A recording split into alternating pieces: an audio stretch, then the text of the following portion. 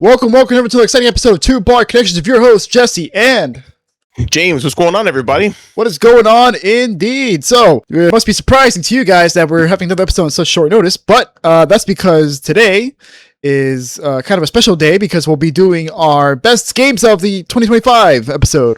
But we are going to be splitting this between our traditional episode, which is we're going to be covering a story with Ubisoft. They're doing a massive restructuring. They have finally finalized that restructuring and have announced what it's going to be.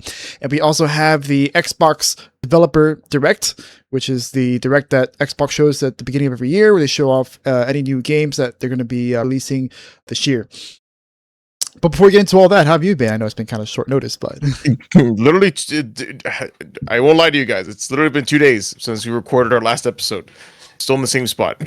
However, this time though, I started exercising with my weight vest maxed out at 30 pounds. And let me tell you, doing body squats and doing push-ups with 30 pounds on your torso, damn, that's a lot of weight.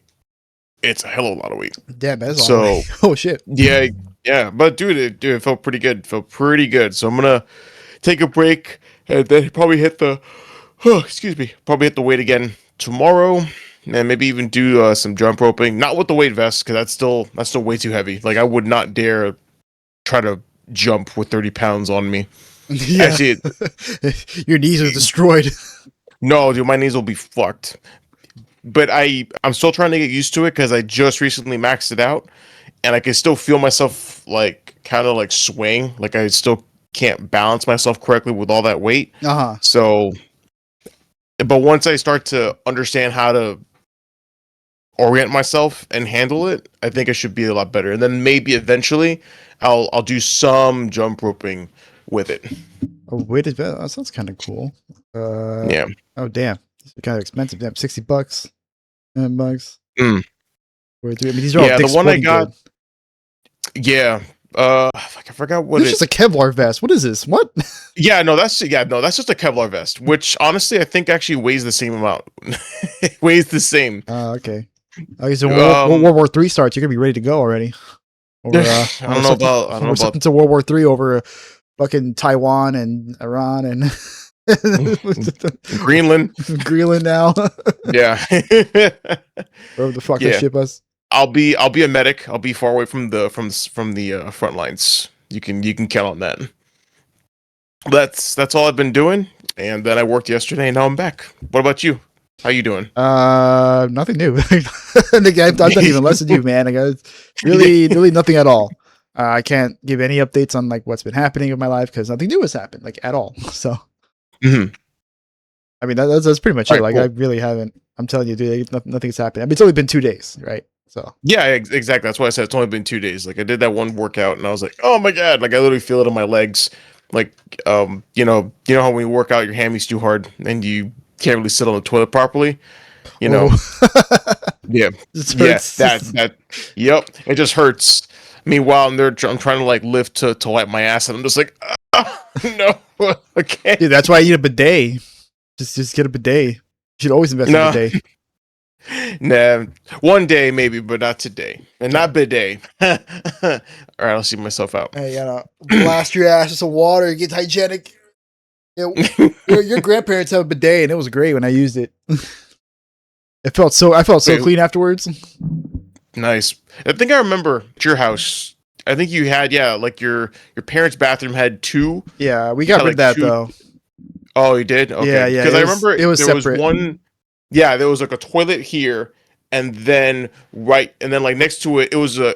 I always thought it was a weird looking toilet. I obviously did not know at the time what a bidet was or what it looked like. So I was just like, what kind of a toilet is that, dude? It's so fucking small. And they removed it for no reason, man. I don't know why they removed it, and I never got to appreciate it. Damn. I mean, it tied the bathroom together. It made it look like a Roman bathhouse. Like it had like all the amenities and shit. It looked like fancy, you know. It was like luxury status. Yeah, well, now it's bidetless, unfortunately. And now it's bidetless, and and I'm forced to make my own. I have to wipe my ass now like a fucking pleb. That's what wet wipes are for at this point. Yeah. I just do like two. I do like one dry, one wet, and then one dry. Or I'll do two dries and a wet, or a wet and dries. No, dude. Listen. Invest in wipes. That's what I Invest did on in wipes. Oh, That's okay. what I mean. No, so I thought, I use a one wet wipe and then a dry wipe, or I'll use like a dry wipe, a wet wipe, and then dry wipe. okay, so my bad. I heard one wet, one dry. Like you wet toilet paper in the sink and then wipe. I'm like, Why would oh I do that? no, No, bro, it's gonna fall apart. that exactly. That doesn't make any I sense. remember I I'll be used to- fingering my asshole at that point. Yeah. I'll just be putting two in the sink. No, it's not and no pink. None the pink. No pink. Yeah. Just stink. Just stink, exactly. It stinks. All stink, no pink. All stink, no pink. That sounds like a shirt. That sounds like a shirt somebody would wear. All right, so how about we get some news? All right, then let's get into some news. Let's see what's going on in the news world today. All right, so pretty big news with Ubisoft finally announcing their massive restructuring. So this came as of yesterday, where Ubisoft announced that they will be doing a major company reset, and this has resulted in 6 games getting canned, 7 delayed, and 2 studios getting closed. So the 6 canceled games were, one of which is the Prince of Persia Sands of Time remake. Apparently did not reach enhanced quality expectations. And then Ubisoft has apparently been implementing, which whatever the heck that means at this point. So we have the Sands of Time was canceled, a mobile title was canceled, 4 other unannounced games were canceled, including 3 of which were apparently a new IP. There have also been 7 games that were delayed.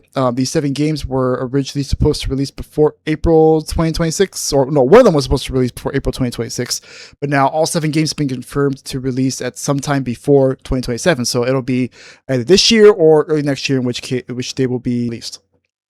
And that rumor about Assassin's Creed Black Flag has been going around, the remake, and I suspect that one that was supposed to come out before 2026, April 2026, was that game. So that's been delayed a whole year. So the company had this to say, that Ubisoft has conducted a thorough review of its content pipeline over December and January. The company said that this has led to the strategic decision to refocus its portfolio, reallocate resources, and comprehensively revise its roadmap over the next 3 years. This will support the objective to return to exceptional levels of quality on the open world adventure segment and step change the group's position in the gas narrative experience segments. Yeah. Okay. So it seems like they're still in on the whole open world stuff, and of course, games as a service, which is kind of the reason why they're in here in the first place. So at this point, it feels like they're kind of eating their own tail. But okay, we'll see how this strategy goes. Yeah. All right. So the 2 studios closed were Halifax and Stockholm studios. Halifax, of which actually recently unionized, but Ubisoft insists that nothing to do with unions, nothing at all, right? No. It's because coincidence. It's a mere coinky dink, and that's See, it wasn't because they're unionizing, it's because we're trying to accelerate our cost reduction initiatives, as Ubisoft has said that they're going to try and eliminate an additional 200 million euros over the next 2 years. So you can expect more job cuts in the future. And as previously confirmed, Ubisoft had a new operational model. So now they're going to be working with Vantage Studios, which is the studio that was created under the deal with Tencent, which we covered a few episodes back, where that studio is going to be focusing on Rainbow Six, Assassin's Creed, and Far Cry. And there will also be several other creative houses that will be created as a result of this restructuring. And these creative houses consist of several different studios, and they will focus each on different genres and games. So Creative House 2 is dedicated to competitive and cooperative shooter experiences, and this includes games like Division, Ghost Recon, and Splinter Cell. Creative House 3 will operate a roster of select sharp live experiences, which include For Honor, The Crew, Riders Republic, Brawlhalla, and Skull and Bones. And then we have Creative House 4, which will focus on fantasy worlds, narrative-driven universes like Anno, Might and Magic, Rayman, Prince of Persia, and Beyond Good and Evil. And then finally we have Creative House 5, which Ubisoft says will reclaim her position as casual and family-friendly games. So this will include Just Dance, Uno, and Hasbro. Ubisoft also said that they have 4 new developments currently in IP. One of which is a MOBA called March of the Giants, which is something they required back when they purchased Amazon Games Montreal in the 15th of December. Mm-hmm. And these creative houses are all going to be supported by a creative network team, which is pretty much a studio that like kind of provides support like QA and localization, all that stuff, and they're going to be working in tandem with all of the other creative houses. Now, each creative houses will have its own leadership that will be making their own decisions.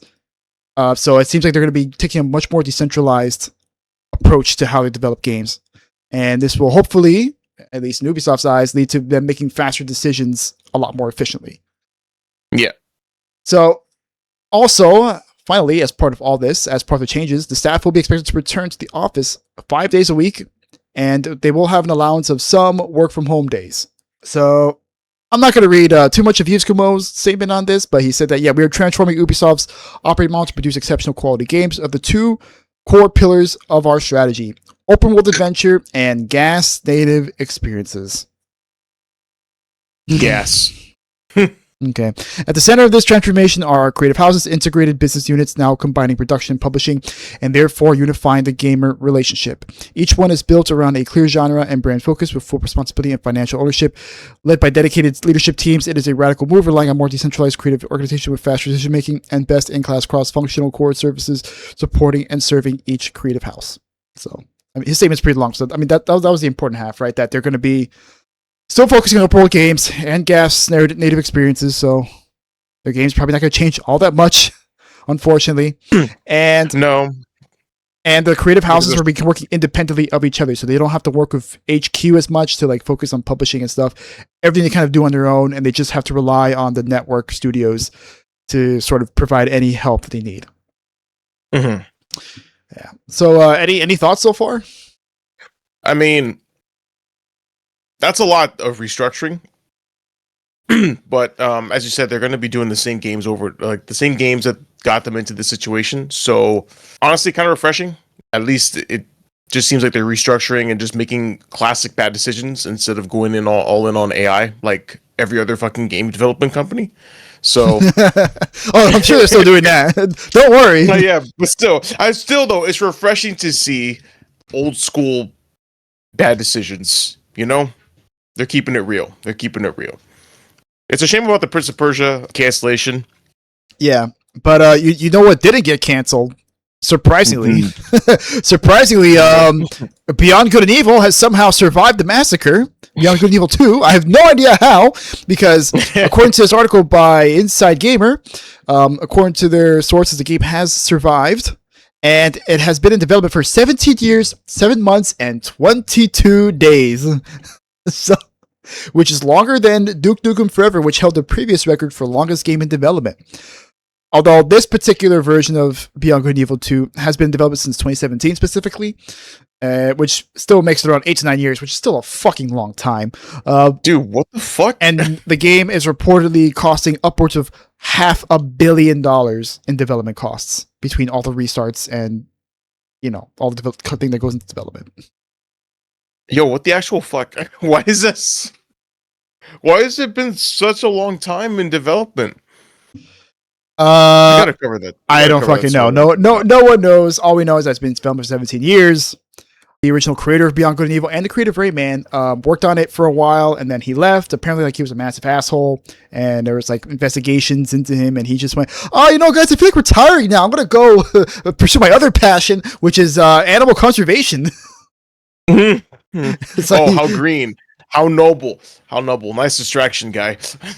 So he kind of fucked off and did that. So they had to start again within 2017, where I think they say it here, who took over for it. Oh yeah, Montpellier. So Ubisoft Montpellier took over development for it. And apparently they have also had problems with unprecedented number of developers experiencing burnout and going on sick leave, which isn't very good, for development. That kind of tends to increase your development time when everyone's too sick and stressed out to actually put work in the fucking game. Yes, of course. But after all this, we have, of course, Ubisoft's stock absolutely plummeting in value.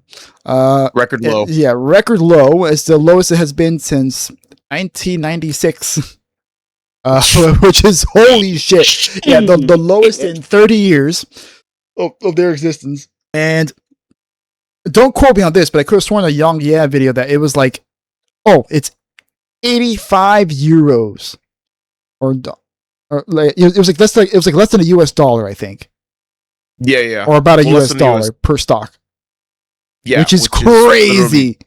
It is insanity. That's literally penny stock status. Absolutely crazy. Yeah. So clearly, Ubisoft is on fire, and they're hoping that this restructuring helps themselves get future proofed. Hopefully it'll allow them to make games that come out sooner and maybe have slightly more unique identities, since they don't have to deal with central control being as high. Because I forgot this dude's name. I remember that for a long time back when the reports came out of the Ubisoft abuse that was going on with all the sexual harassment stuff. Like there was like one guy in particular who was really bad, and he was also like the head of like approving a ton of Ubisoft games, and he was only approving like the big open worldy games at the time. And like he would do like weird shit when he didn't like a game, like he would like just make random grumbling noises and stuff. And he just didn't really seem to like take his job too seriously. He left though after the investigations came about. Okay. So I mean that's the only silver lining I can think of here, is that with each studio being able to work independently, like maybe they can possibly, even within the space of open world games and gas, they can hopefully come up with something a bit more unique and polished, because that's kind of been like what's been going on with Ubisoft games. Like they're kind of just mid games, like they're just all kind of samey. They're not very polished, like very glitchy and buggy, and they come out sooner than they should. The mechanics kind of half baked and stuff. So maybe with everyone being kind of self-contained, they can make better decisions for their projects.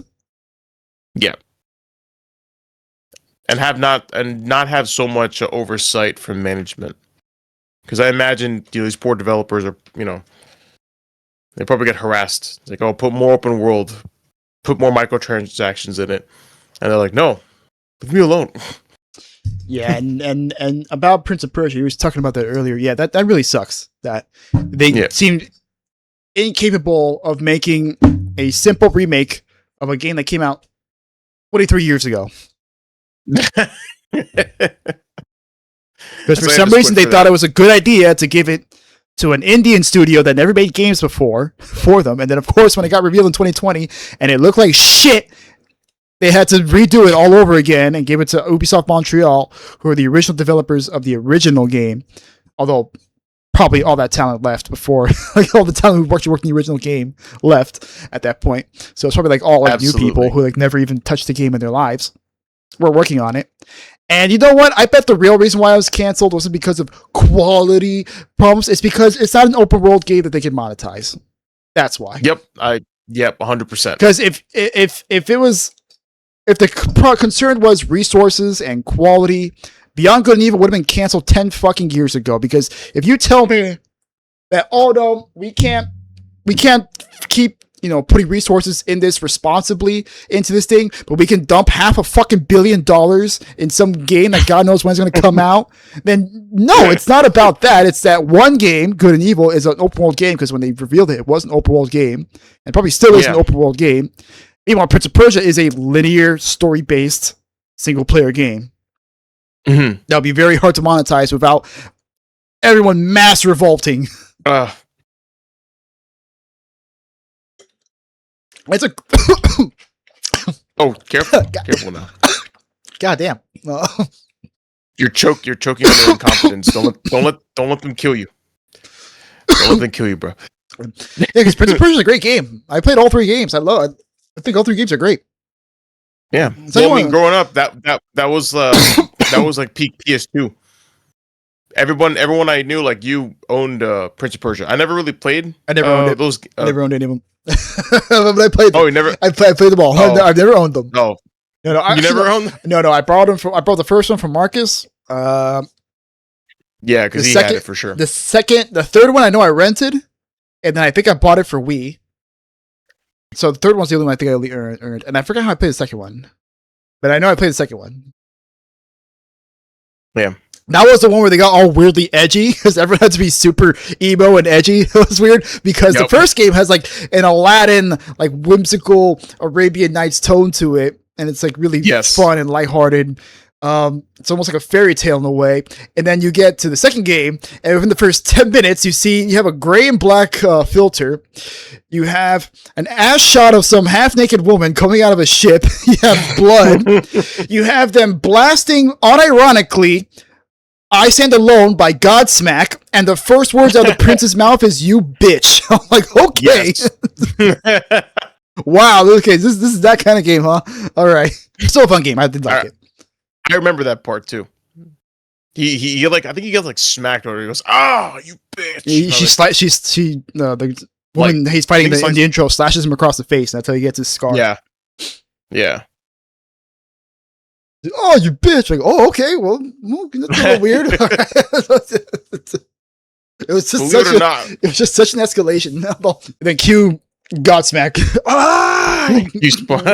Stand alone. Right. Like, oh, okay. Well, you're doing this with your whole chest. All right. Okay. This isn't a joke. This isn't a parody. Okay. Okay. Sure. Sorry, but what were we gonna say? No, that you bitch is a core memory of mine. So no, but I mean before that, you said like you didn't really play Prince of Persia games.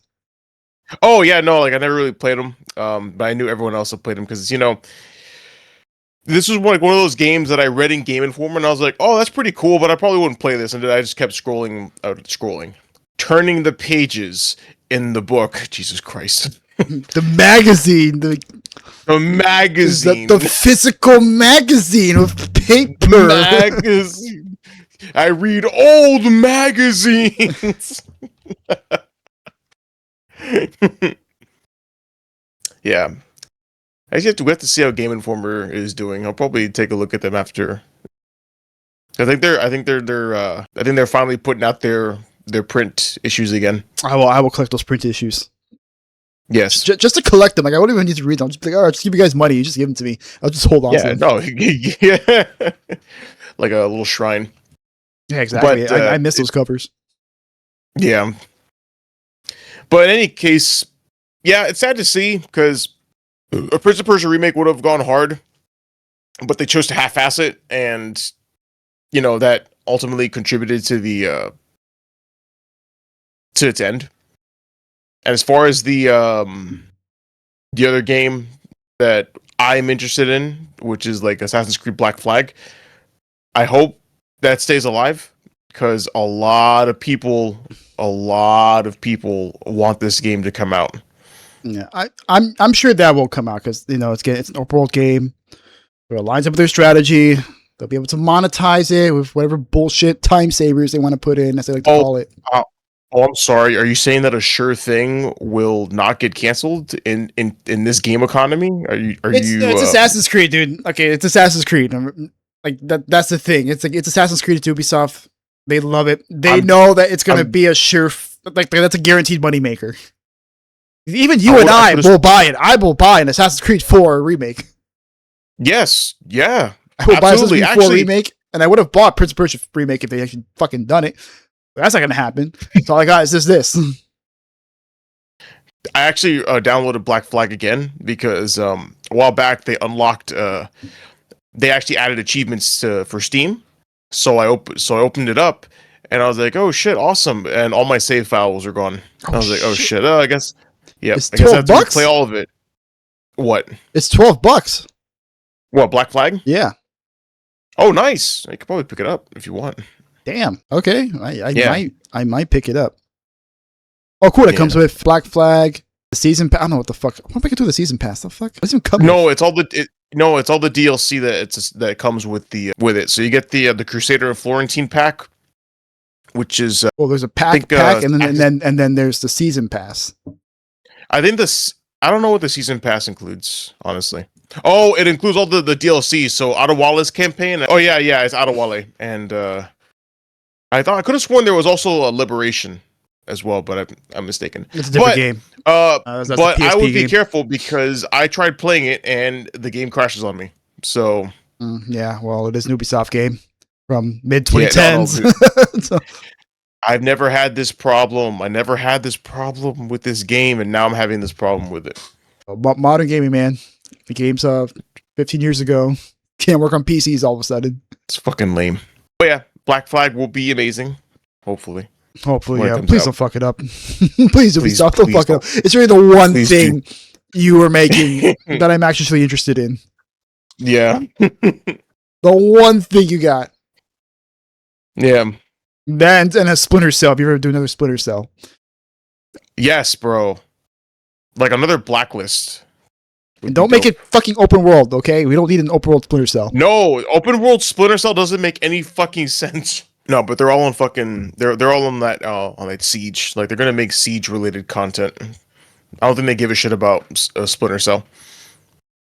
Well, one of the studios Or- they did name drop Splinter Cell, so maybe they said it's what was it? Oh, no, I already closed it. Whatever. But yeah, they did name drop it. Very well though. Honestly, and also Ghost Recon. Like I know they did that. The Wildlands or was it? I don't know, dude. I really don't remember anything about Ghost Recon. Yeah, They did one of John Bernthal. And then there was, they did one with John Bernthal in it. He was the main villain. It was an open world one. Oh, And then, let me tell you something, Red. and then, there was Breakpoint. Breakpoint, I think, was the Battle Royale one that got shat on so hard they had to cancel it. What was this one? Well, it's a Battle Royale. For sure. It's an open world. Oh wait, was it this one? They kind of blend together. I'm not gonna lie. Like everything after what was it? The futuristic one, not the futuristic one.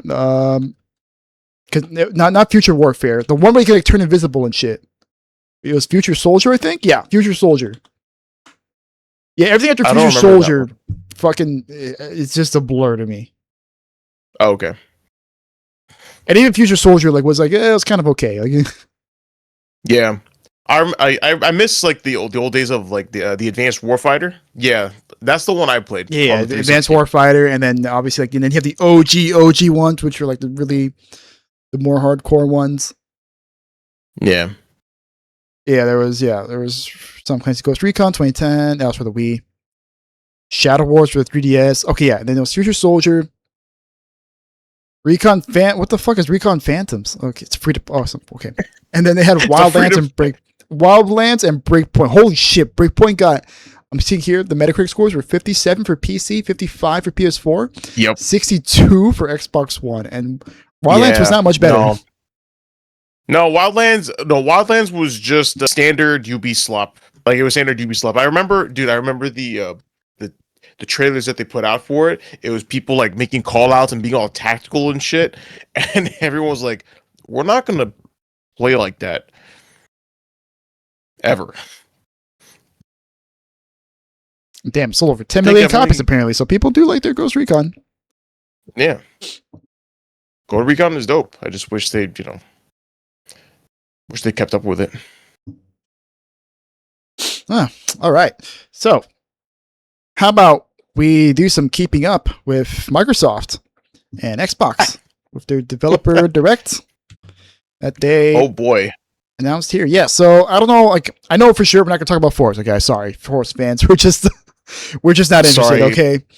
Like the graphics look great. It's beautiful, pristine, but we're just not racing game people. Like unless it's Need for Speed or Burnout, I could care less.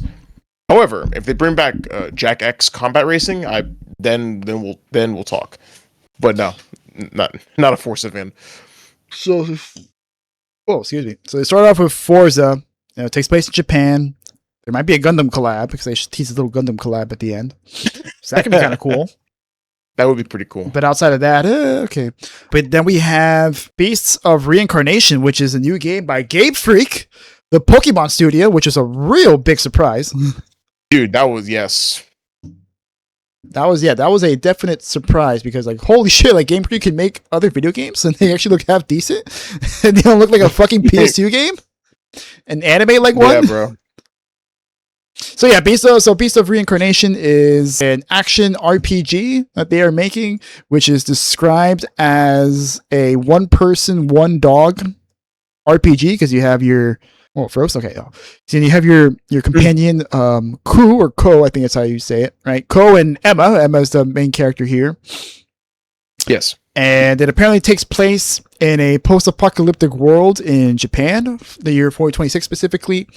And apparently the world has been overtaken by plant monsters, which are called Malefacts. And the Malefacts have kind of taken over the world, and humans live in colonies and stuff.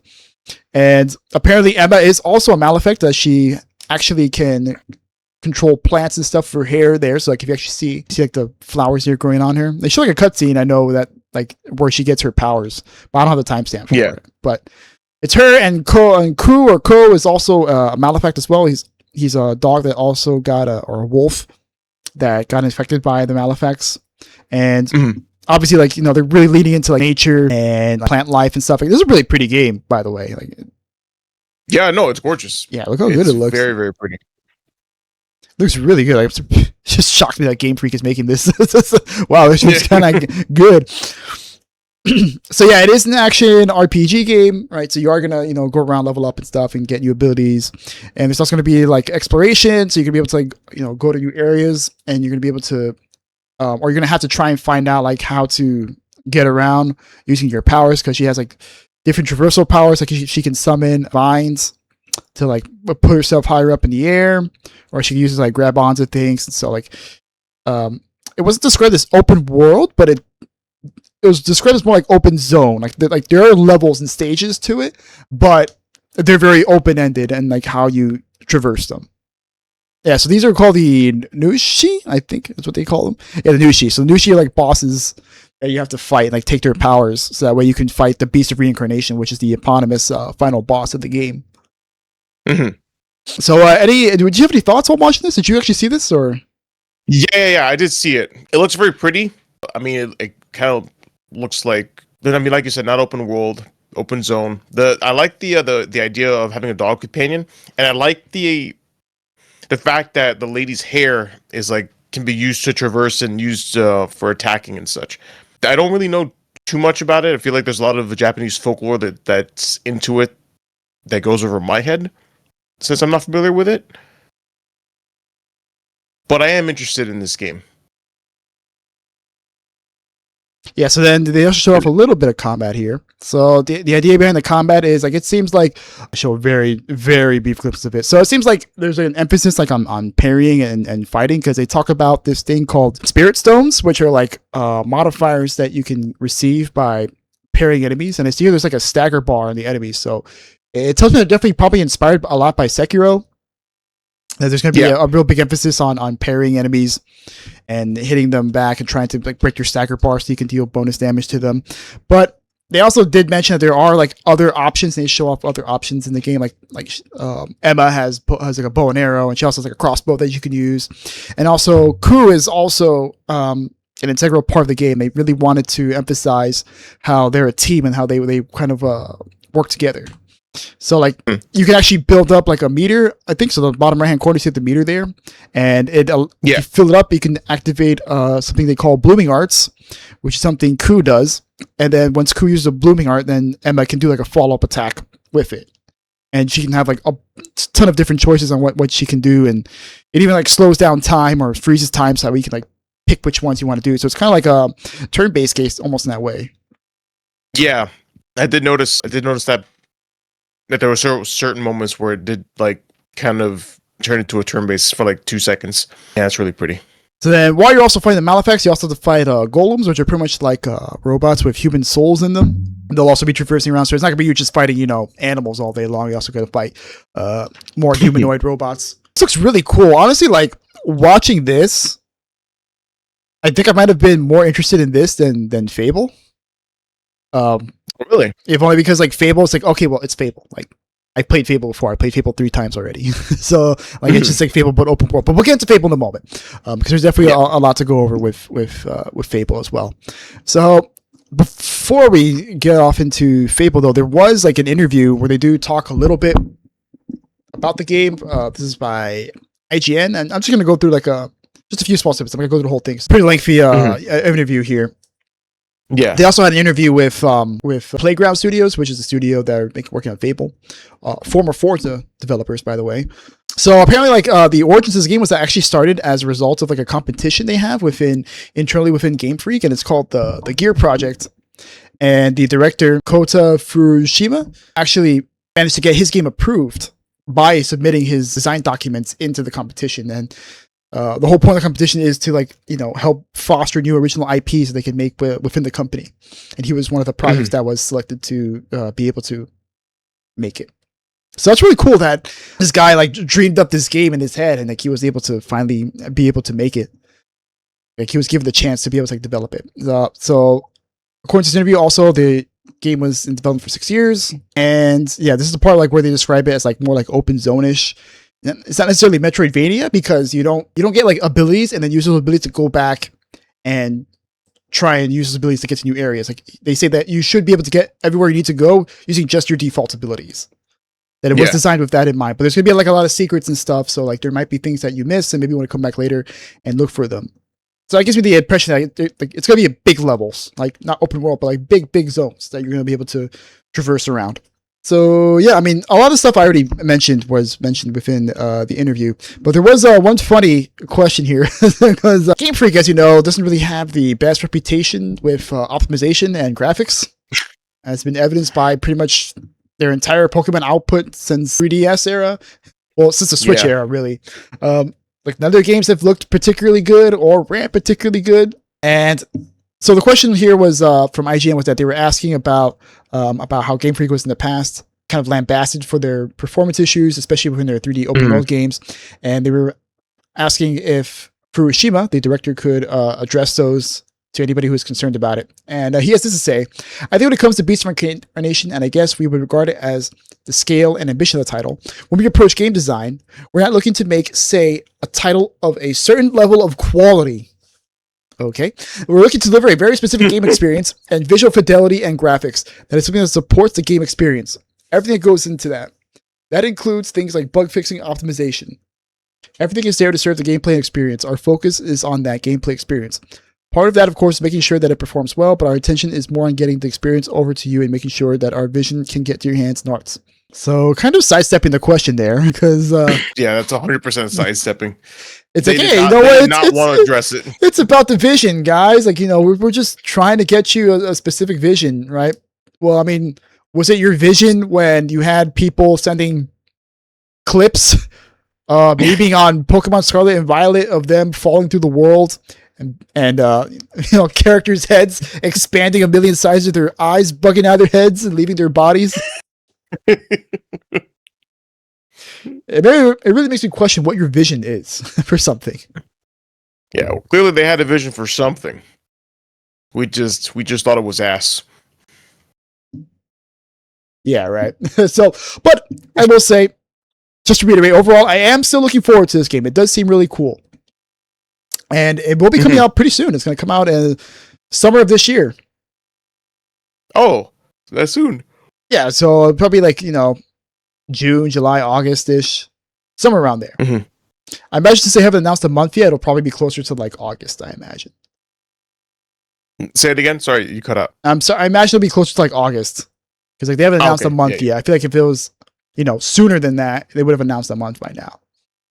So probably around August. Oh, yeah, right. You can also inflict status ailments on them and in blind and stuff. Nice. So they definitely are trying to implement that RPG-ness into it, which I appreciate. And of course, doggy doggo is always good. Every game's better with a dog in it. That's just a scientific fact. Yep, that is exactly a scientific fact. So anything else before we move on to Fable? Not really. I'm pulling for you, Game Freak. This actually looks like you have got another good IP on your hands. Yeah, hopefully I think it's something good, because Game Freak needs to actually make something that's actually fucking good. Please. Yeah. No, something good and not and just break free from Nintendo. I don't think this will run on the Switch, by the way. Oh no, it's a UE5 game. That's not. Yeah. I don't know. Oh yeah, that's the other thing. It's a UE5 game. It's ooh, okay, Game Freak with their history of optimization and UE5. Yeah. So with their history of unoptimizing their own fucking engine, they're now going to try and use probably the most mismanaged game engine to date. What could possibly go wrong? Yeah, what could possibly go wrong, right? Please be good. Just don't crash my PC. Don't brick. RAM is so valuable now. Like I can't afford my PC to please. brick. I don't want to have to sell my kiddies to buy a new couple of sticks of RAM. Buy replacement. I don't want to be sucking dicks at the bus stop for the next 6 months. Okay, please. Okay, so then we have here Fable. Oh, whoop, that's not Fable. That's not Fable. Whoop, here's Fable. There we go. Yeah, Fable. Okay. There you go. Yeah, there's Fable. So yeah, Fable is finally coming back after a very long development period. Apparently, this game has been developed for like 7 years or so. But it was announced like, dude, this thing was announced like 2022 or something like that. Like it was announced so far ahead of time. Dude, it was like one of those games that was announced and then we never heard from again for years. And everyone kept asking, especially after the Microsoft layoffs. Everyone was like, "What's happening with Fable?" And dude, mum was the word. Not a peep out of anybody. No, it was definitely a bit of a wait, but we won't have to wait much longer because it will come out autumn of this year. But as for the gameplay itself, they showed off that it's very much got that Fableness to it, where you're going to be fighting between melee and magic and ranged weapons, and you're going to be seamlessly going between two of them. Yeah, and of course, like there's going to be a big reactive world. You're going to have like 1,000 NPCs. I like to say, although I kind of call bullshit on that, but okay. Point is, there will be a lot of NPCs, and they put a lot of emphasis on like how the NPCs will react to you, and how they have this robust reputation system where everyone's going to react differently to you, and every village and town is going to have like a different feel on like how you are as a person, and they'll change their behaviors depending on what they think of you. Yeah. Any thoughts on Fable? So I've been yapping a lot. Well, yeah, I know. I won't lie to you. Never really played Fable. I think I played Fable 2 at my cousin's house because he had it on his Xbox, and I thought it was really, really cool. But I only played the beginning of it, like when you're the kid, and then you get killed, like your sister, and they kill your sister, and then you get shot, and then thrown out a window. And that's pretty much the long and short of it. So that sounds like number 2. I've never really, I've never really played Fable, but I know that it's known for how detailed its world is. I don't know how detailed it is, but like you can get married to NPCs, you can buy property, you can have good and evil, and people will react to you. I never knew the extent of how much that was good. Like I never knew the extent of how reactive that world was. But they're talking about it here in this direct. Like, oh yeah, it's the classic Fable formula where we have this big open world with all these different characters that will react to everything that you do. So you tell me, is that how it's always been with Fable or not?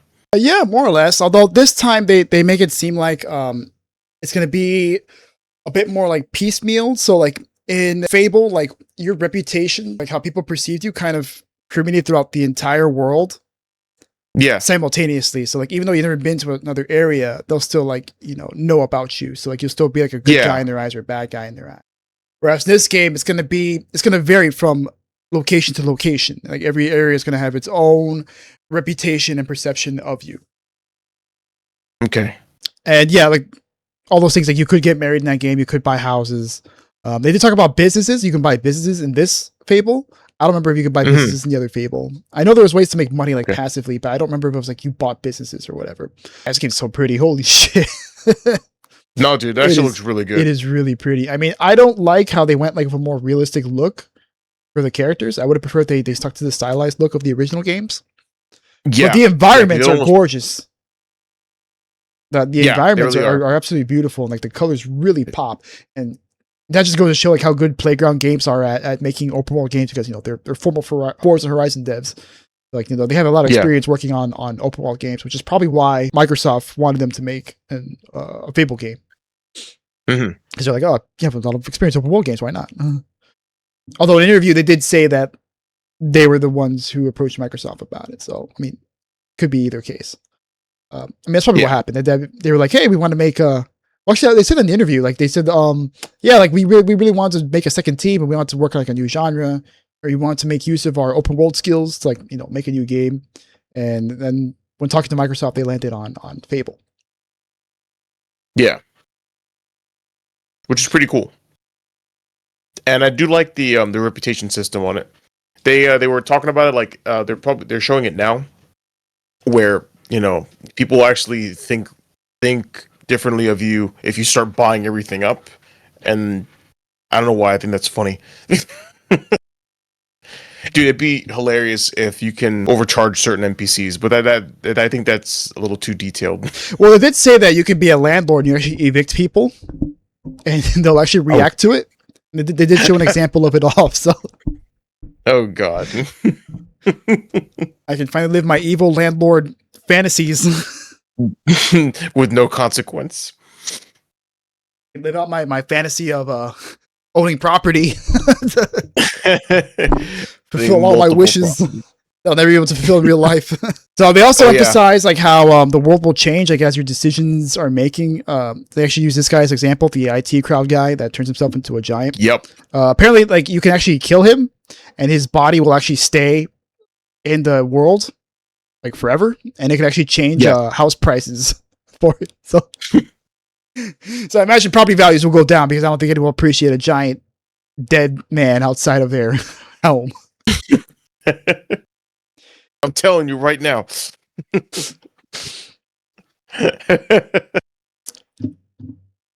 So they also, I mean, that's pretty much it. Yeah, that pretty much covers everything that they showed off with it. It was not a whole lot, but it was definitely a lot more than what we've been getting in the past because we've gotten pretty much fucking nothing up until this point. Yeah. Oh, yeah, also, you will be able to customize your character because before you could never do that in the past games. The only way to customize your character is by doing good or evil actions, and that would change your action, your looks by default. So, like, if you did good deeds, you would look a lot more angelic. Well, if you did evil deeds, like you'd get horns and stuff. You look more like demonic. Yeah, I mean, kind of like the the Star Wars system where light side and dark side. It actually affects your appearance. So, yeah, and then there was an interview also with Playgrounds. So I already talked about a little bit, like they talked about the origins of it, about how like they after Forza 3 specifically, Forza Horizon 3, which is released in 2016, 2017, they were like, yeah, we want to form a new team, but we want to use our new skills that we acquired from making open world games, or the skills that we sharpened over the years, like to make a new open world game, like a new genre. And so they kind of landed on Fable after talking to Xbox for a while because they had a really good relationship with Xbox.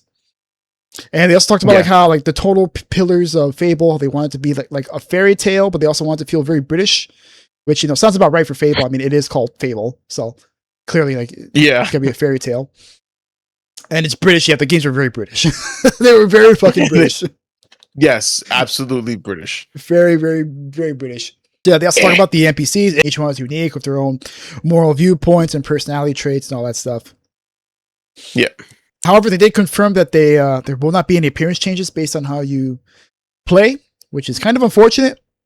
And their justification for it was like, well, we want to like focus more on like the subjectivity of morality.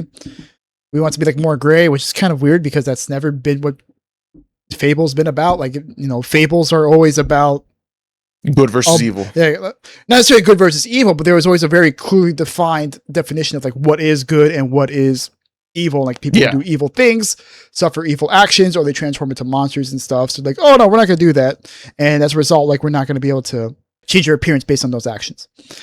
And they also said that also because the reputation system's a lot more like piecemeal, to be kind of weird. Like if you went to town with like devil horns and stuff, and like, because that would betray your reputation right there.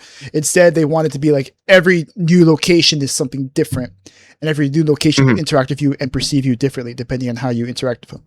Anything else? Not really. Oh, okay. I was saying you're being very quiet. You have nothing to say. No, I was just listening. No, there's really not much more to say. I'm interested in Fable though. This might be the first Fable game I buy myself. There's no Fable games available on Steam, is there? No, because for some reason... Oh, wait, no. Yes, there is. There is, I think, the first one. Oh, yeah. Yeah, there is. I think the first There's Fable Anniversary. Yeah. Fable 2, yeah. I mean, I remember Manny and I were talking about it a while ago. Yeah, there's no, like, Fable 2 or Fable 3 for some reason. Yeah, Fable Anniversary is here. Yeah, Fable Anniversary and the Lost Chapters. Lost Chapters. It's a DLC expansion pack that released back in the day. It's like a epilogue DLC to the main game. Oh, okay. Because it was in the main game, you can actually get like the best sword in the game, but then you couldn't do anything with it because it was already the last thing you got. So it's like, what the hell's the point of this? Oh, yeah. That was one of the things. It was an epilogue. I mean, granted, you had to be a dick and you pretty much had to do a super evil action to get it, which just kind of sucks. But they did add like a good equivalent that you can get within the DLC. So that kind of fixes that problem where it's like, okay, well, I have to either be an evil dick to get the best sword in the game, but even if I get the best sword in the game, I won't be able to use it because the game's fucking over. Or like I'm evil and I still get fucking nothing. Yeah. So it kind of, it appeals to both parties. Yeah, so yeah, to Fable Anniversary. No Fable 2, unfortunately. I like Fable 2 a lot. I think it's the best one. Never played Fable 3. Yeah. I mean, well, if you haven't played it, I for sure haven't played it. I'd be down to play. The Anniversary. And actually, it looks like it's on sale right now for the Developer Direct. So, very interesting. That is 60% off, $11.54. Okay. I think I'd rather get Assassin's Creed, though. Yeah. I haven't played that game in a long time. And I like that game more than Fable. This is cool for people who do want to pick it up and try and catch up on Fable. Really shame about like 2 and 3, because 2 has a co-op.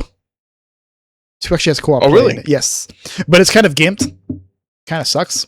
3 was the one that had like full-on co-op. Like everyone plays as 2 different heroes, and you can each like go separate parts of the map and stuff. Whereas in Fable 2, like you had to stay close to the hero the entire time, and you were essentially a side character.